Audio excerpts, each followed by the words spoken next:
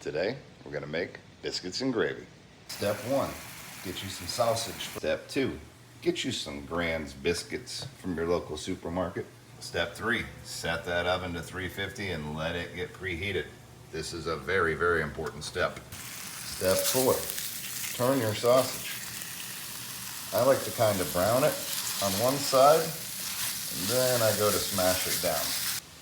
Now, boys and girls, this is the secret to country style homemade biscuits and gravy.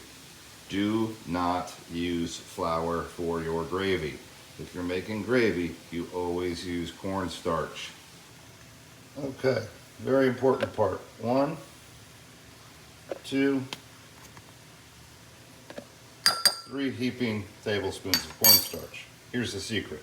You add a little cold water to your cornstarch. That is the secret. Now, once you add the water, cold water, not hot water, to your cornstarch, you whisk it really, really, really good with your fork. Any fork will do. Salad fork, dinner fork, whatever you choose. Now, for 14 months of my life, I was top chef in the local county jail. So I'm telling you, I know what I'm talking about.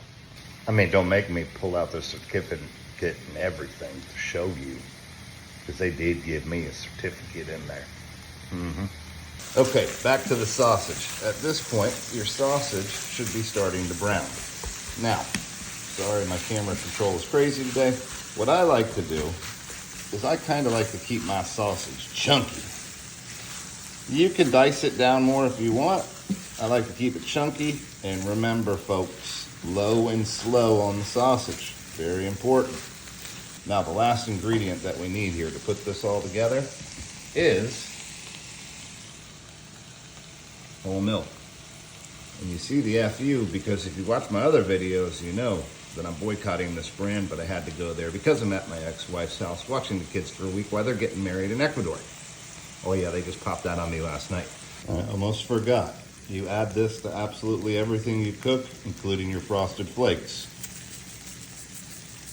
Okay, at this part, most normal people would take the cooked sausage, put it in a strainer, and drain the grease. Grandma says don't do that.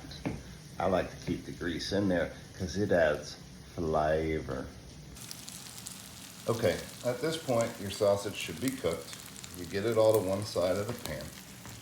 You have your cornstarch stirred, not shaken, and you have your milk.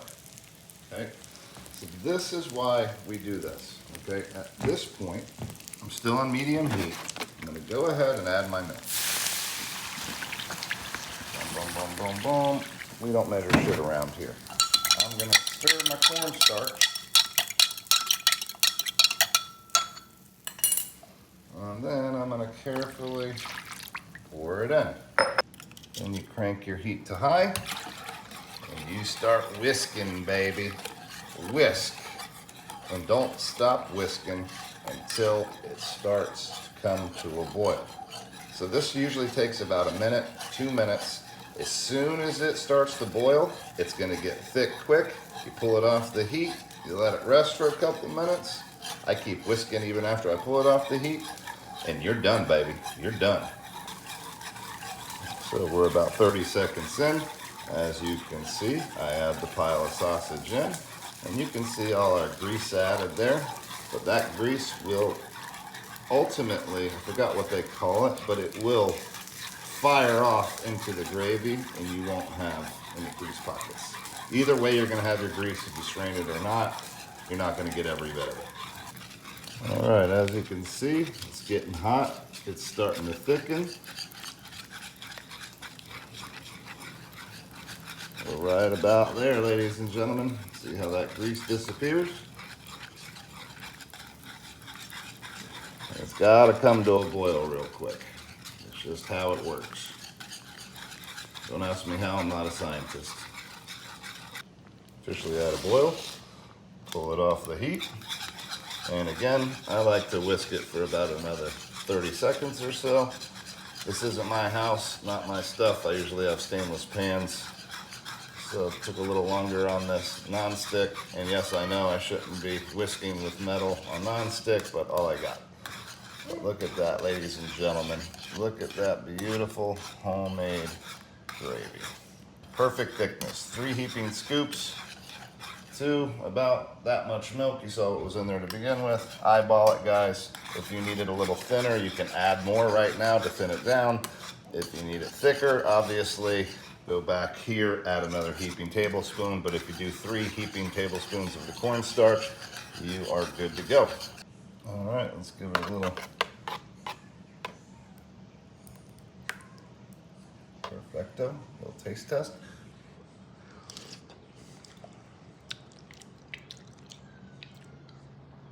I'm gonna add just a little more salt and pepper. Of course, salt and pepper to taste.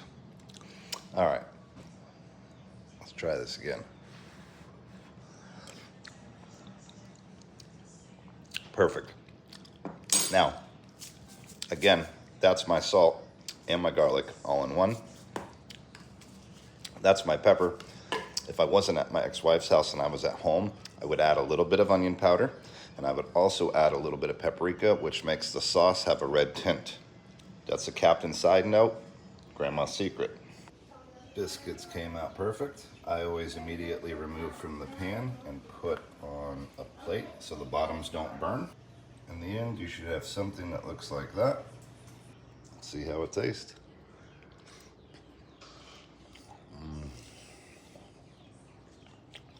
Better than sex.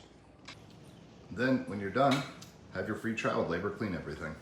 Stay salty, my friends.